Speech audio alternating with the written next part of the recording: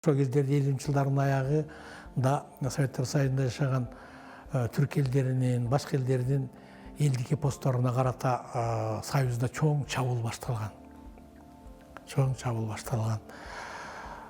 Мунун бир парадоксалдыгы жагы ушунда 41-45 жылдардагы согушта ушул элдик эпостордун баатырларынын баардыгын реклама кылып ошолордой болобуз, душмандын азабын беребиз ушу баатырлардай деп ошолорду пайдаланганда гана согуш бүткөндөн кийин ушулардын баардыгын элдик эмес, антинародный, элге каршы чыгармалар, панисламдык чыгармалар, пантүрктүк чыгармалар, эскини көксөгөн чыгармалар деп баскынчылар деген сыяктуу жарлыктарды тагып, өзбектердин, казактардын эпосторун окуудан алып салган абал болгон, аларды кара кылып кайтарткан абал болгон. Ошол мезгилдерде биздин Манаска дагы чабуул чыккан, чабуул коюлган.